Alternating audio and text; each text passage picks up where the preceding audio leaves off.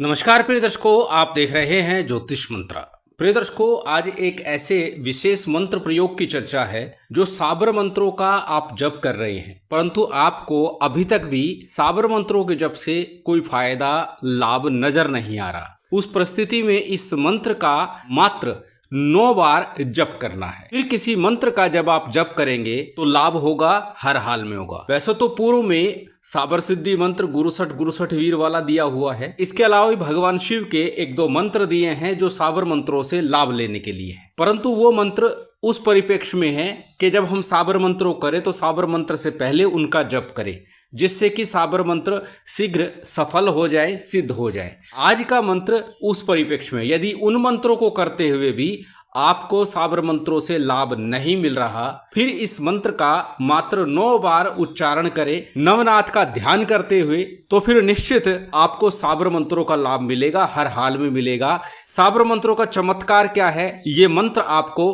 कुछ ही दिनों में दृष्टिगोचर कर देगा। प्रिय दर्शकों, जैसा कि आपको विदित है कि साबर मंत्रों की रचना गुरु गोरखनाथ जी की परंपरा से आती है। उन्होंने ही सर्वप्रथम साबर मंत्रों का चलन आरंभ किया था। भगवान शिव की विशेष कृपा से साबर मंत्रों का लाभ इस कलिकाल में मिलता ही है, परंतु प्रारब्ध कठिन है, किसी कारण से मिल नहीं पा रहा। फिर इस मंत्र का जप किया जाता है और साबर मंत्र निश्चित सफल होते हैं, पूर्ण होते हैं, इसमें संशय नहीं है। परंतु पहले भी कई बार कह चुका हूं कि आपके ओरा मंडल के अनुसार ही आपको मंत्रों का फल मिलता है। साथ ही साथ हमारा प्रारब्ध, पूर्व जन्म के जो पाप पुण्य हैं, उनके कारण भी हमें मंत्रों का फल मिलने में कई बार देरी हो जाती है। परंतु आज जिस मंत्र की चर्चा है वो आपके प्रारब्ध को भी काटता है और साथ ही साथ आपके मंत्रों को, आपकी साधना को सफल बना देता है। बात यदि करें विधि विधान की, तो प्रथम दिन जब आप इस मंत्र का जप आरंभ करेंगे तो किसी भी शिव मंदिर में, या फिर नवनाथ का कोई मंदिर हो, या फिर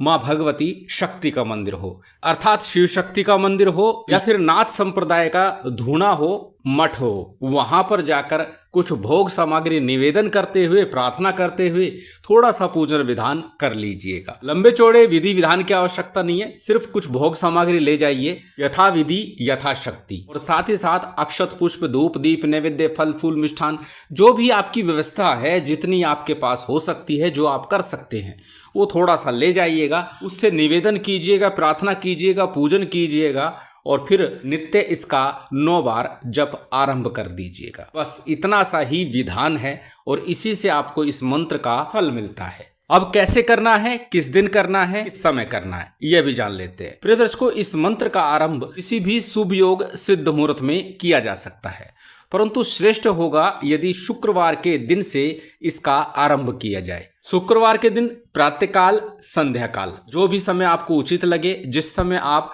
पूर्ण शांति से, एकाग्रता के साथ, मनोयोग के साथ ध्यान पूर्वक इस कार्य को कर सके, बिना किसी विघ्न बाधा के, उस समय इस प्रयोग के लिए शिव मंदिर में, गुरु गोरखनाथ जी के मठ पर, या फिर किसी देवी मंदिर में चले जाइएगा, भोग निवेदन प्रसाद इत्यादि लेकर के, और वहां पहुंच करके सबसे पहले थोड़ा शुद्धि आचमन कीजिए। जैसे कि अक्सर मैं बोलता हूँ, शुद्धि आचमन करने के बाद में दीपक तेल का अथवा घी का, तिल तेल का ले सकते हैं, देसी घी का ले सकते हैं, जो भी दीपक लेकर गए हैं वो दीप प्रज्वलित कर लीजिए। दीप प्रज्वलित करने के बाद में आपको संकल्प लेना है कि आपको साधना में सफलता नहीं मिल रही, विघ्न आ रहे हैं, साबर मंत्रों का लाभ नहीं मिल रहा, उसके निवारण के लिए आप इस मंत्र प्रयोग को कर रहे हैं। इस प्रकार से संकल्प लिया।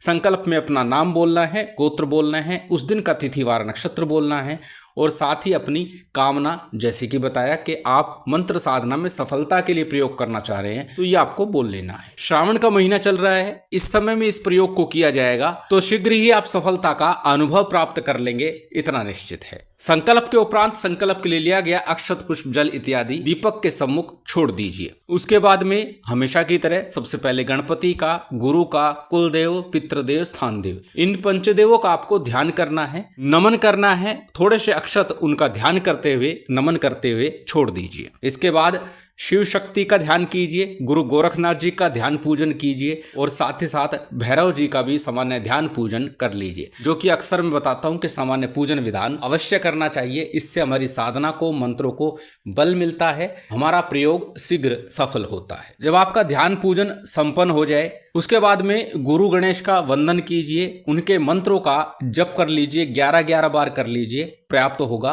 परंतु इस मंत्र का जप करने से पूर्व किसी भी प्रकार का मंत्र जप करने की आवश्यकता तो नहीं है, परंतु यदि करेंगे तो लाभ शीघ्र मिलेगा। इसलिए थोड़ा सा गुरु गणेश को नमन करते हुए उनके मंत्रों का 11-11 बार अथवा यथाशक्ति जप कर लीजिएगा। उसके बाद आज का जो मूल मंत्र है इसका आपको जप करना है। पहले मंत्र को अच्छे से कंठस्थ कीजिएगा, याद कीजिएगा, उसके बाद ही आप इस मंत्र का जप कीजिएगा। प्रिय दर्शकों, एक चीज और बता देता हूं, यदि आपको याद करने में किसी प्रकार की कठिनाई होती है तो पूर्व में भी बता चुका हूं, भोजपत्र के ऊपर चमेली की कलम से अथवा अनार की कलम से गाय के शुद्ध देसी घी में लाल चंदन अथवा लाल सिंदूर मिला करके एक पेस्ट बना लीजिए, शाही तैयार कर लीजिए, उससे उस मंत्र को भोजपत्र के ऊपर अंकित कर लीजिए, लिख लीजिए। लिखने के बाद में उस भोजपत्र को अपने सामने रख लीजिए और फिर उस भोजपत्र को देखते हुए उस मंत्र का जप करेंगे तो भी आपको मंत्र का पूर्ण फल प्राप्त होगा। मंत्र अत्यंत सरल छोटा सा मंत्र है, शीघ्रता से सरलता से याद भी हो जाएगा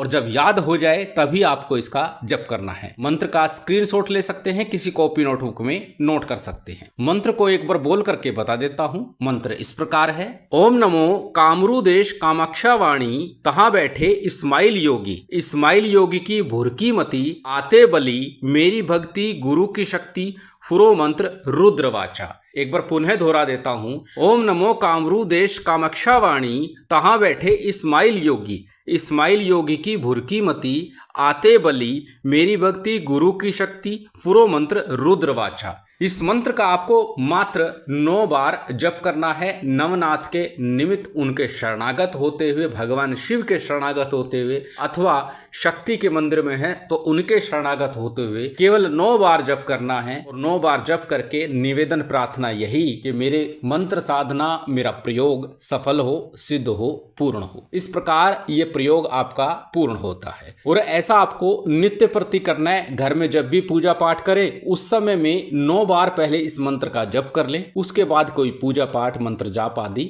आरंभ करें तो शीघ्र ही आपको साबर मंत्रों का फल निश्चित तौर पर प्राप्त होने लगेगा। अत्यंत प्रभावी और चमत्कारिक ये मंत्र माना जाता है। यदि अभी तक साबर मंत्रों से आप लाभ नहीं ले सके तो एक बार इसका विधान अवश्य करके देखिएगा।